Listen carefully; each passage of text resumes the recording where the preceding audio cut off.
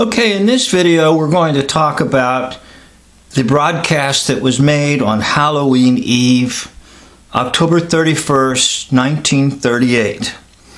And this broadcast was called the War of the Worlds, but it wasn't really known that that was being broadcast, although it had been mentioned in updates and previews of upcoming programs on the radio.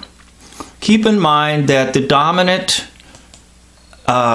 medium at this time in 1938 is the radio. Television has been developed. Actually, television will be used in 1936 in Germany to broadcast some of the Olympics. Some of the Olympics might have been true and some of them may have been false, or maybe the whole thing was false. But anyhow, television was actually around, and it was fairly new to people, but large television screens were set up in 1936 for the Olympics in Germany.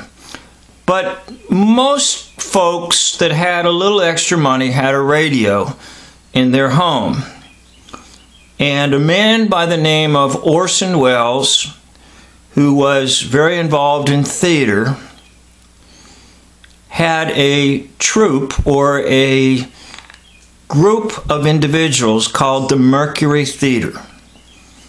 And they are in the radio studio broadcasting the War of the Worlds, which was written by H.G. Wells in late 1800s. Now, keep in mind the fictional novel is War of the Worlds by H.G. Wells. Now, the one doing the broadcasting is Orson Wells. And I'm beginning to suspect that we have a code name here in Well or Wells. Now, why would I say that? Well, I'm going to put something in front of you. There you have it, George Orwell. George Orwell, 1984. He wrote that book in 1948, and he just reversed the digits. So there may be a code name present in the word well or Wells. So Orson Welles is going to present on radio the fictional drama of H.G. Wells.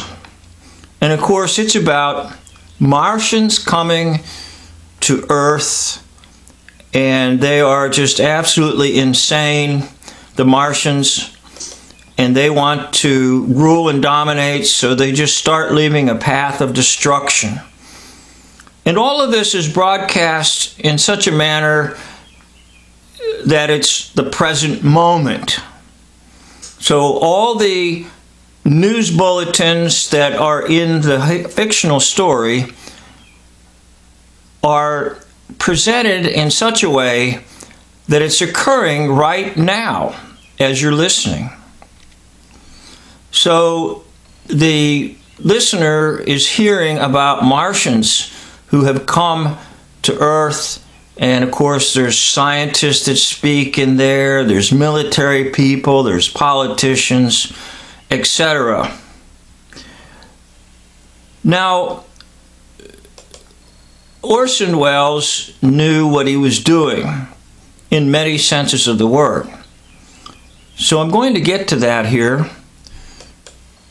But just realize that this is a fictional drama. There's no visual. It's all auditory.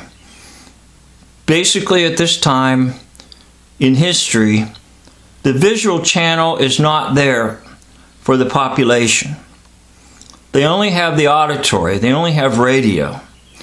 So what Wells is trying to say in this recreation and revision of the War of the Worlds for radio, that those from the planet Mars have arrived, and there's all kinds of hell and destruction occurring all around you.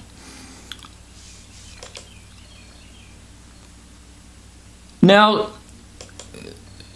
what will happen later is, after the broadcast, there will be newspapers that will testify and say there was panic everywhere and people were shooting their guns at things that didn't exist, and supposedly everybody shot at the water tower in Downers Grove, New Jersey, and there was mass panic and mass hysteria, and folks really thought we were battling Martians from outer space. Well, that's the hoax on top of the hoax. So this was kind of like a two-layered cake. The first hoax is a fictional broadcast. The second hoax is that America panicked because America was at war. What was America at war with? Fictional Martians. And the newspapers say, oh, people really panicked, and there was panic everywhere, and but you see, that was nonsense. People just listened to their radio, and they didn't go out and get their gun and start shooting at water towers. People didn't start barricading themselves in their homes. That's all made up. The reaction to the stimulus. The stimulus was the radio broadcast, and then the reaction was hoaxed as well. Now, the question might be in your mind, why? Why was it like a two-layered hoax or a double hoax? And I'm going to offer a strong suggestion. I'm going to offer a thesis of my own, and I'm not sure anybody has gone here yet on YouTube, but my thesis or my theory that I offer to you is that this was the controllers or the oligarchs or the Illuminati or whoever you want to say is in charge telling Americans that World War II is just off in the distance. In 1938, in Europe, the storm of war is occurring. Hitler and the Nazi forces have not hoaxed invaded Poland. And why did I say hoax? Because war is a hoax. It's one of the hardest hoaxes to swallow. And you may not be there, but someday you might be. But the hoax invasion of Poland has not happened in September 1st, 1939. So this broadcast is October 31st, 1938. War is off in the distance. Hoax war. World War hoax 2.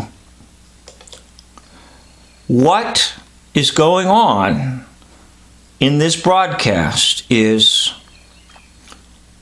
they are trying to tell the population there will be another fictional war coming. Yes, another fictional war. But you'll really believe it's real, and there he is talking to the press, Orson Wells, and look at them. It's all staged, okay? Even the press interviews are staged. These aren't men that just get in their car and rush over and, oh, we got to talk to Orson Wells. No, Orson Wells knows they're coming. They have cameras everywhere. They sat down. They have a script. Orson Wells is just doing a script like he's always done in theater. And he's doing it with news reporters. Because in just a short time, newspapers all over the world are going to talk about the invasion of Poland, or the annexation of Austria in 1938. Whatever. News of war in Europe is in the brew. It's in the percolator. All right. So in America, folks are getting ready for it by this broadcast. Well, what do you mean? What I mean is the controllers are obligated in their system to tell the viewers, the watchers on television, and the listeners on radio, and the readers on magazines and newspapers. All media is controlled, and right now that's absolutely true. There's not one source of media that is not controlled. Not one. And I don't care what you think about your source that you have. And you will claim my channel is the right channel. My news broadcast is the only one that doesn't know. You're wrong. Every single source, every single magazine, every single newspaper, every single radio station, every single television news broadcast will give you the same garbage to make a one mind for a one world government, one world economy, one world religion system. It needs one mind.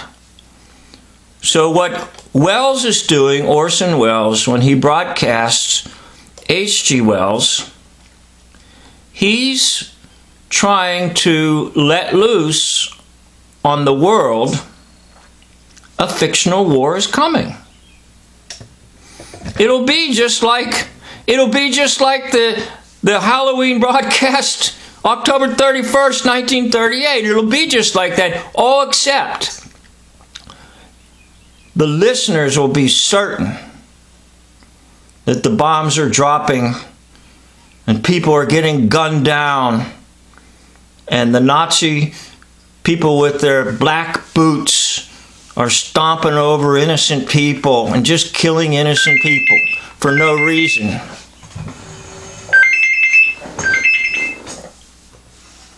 So you've got a decision to make, okay? Oh, there's a evil eye for you, okay? Trying to recreate this. So obviously people get together maybe and they try to recreate things. Okay, there's Orson Welles once again, the master of radio, film, and theater. He kind of put all three together.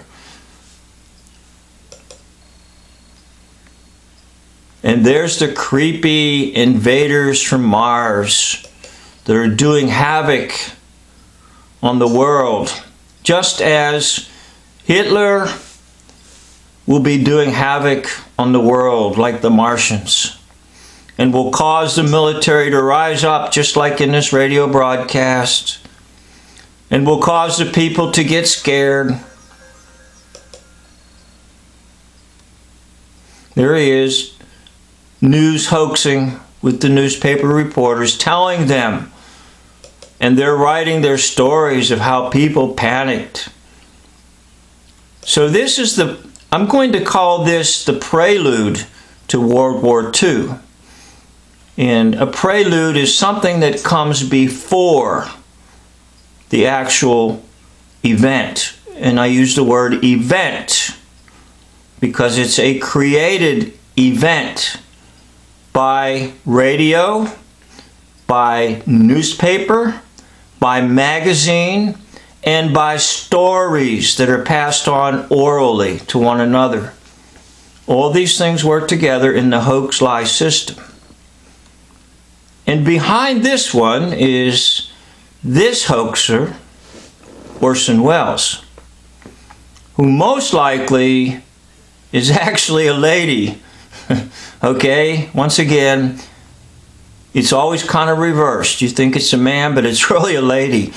And I'm sorry, but that's just kind of the way they do things. So America will be bombarded. There they are, I guess, during the broadcast, recreating a war. Recreating a war. The war that was described by H.G. Wells, and now Orson Welles is broadcasting it. And they'll always say in the documentaries, no relation between H.G. Wells and Orson Welles. Well, maybe there is actually.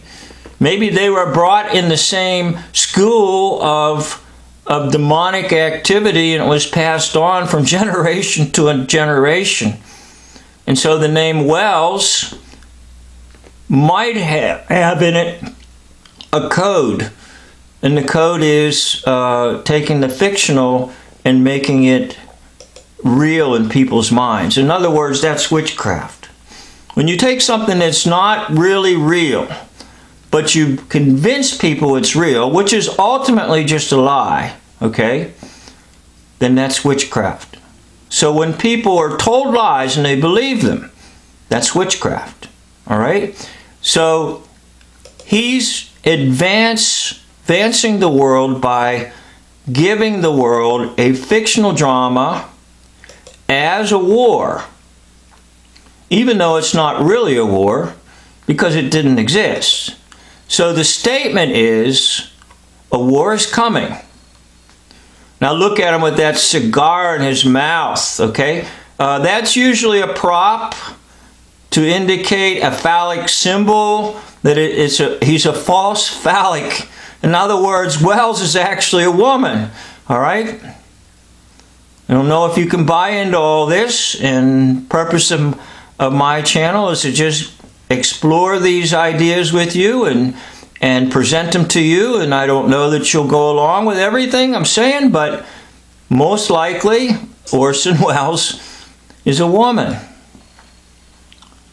So there he is recreating a war in people's minds, and that's what happens with all the wars. They are recreated in the mind, and they are using various techniques to do so with words, hand gestures, colors, frequency, you name it. And they will use some type of hoaxing with bombs and guns and things like that. And they will move large numbers of people all around. Dave Johnson calls it strategic relocation, gypsy migration, okay?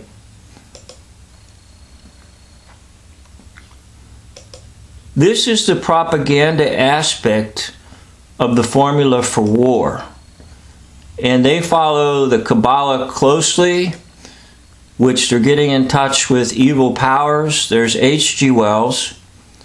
And the evil powers that roam the air waves, and the prince of the power of the air, the devil, insist, if you want to use his system, that you've got to forewarn people. You've got to show them.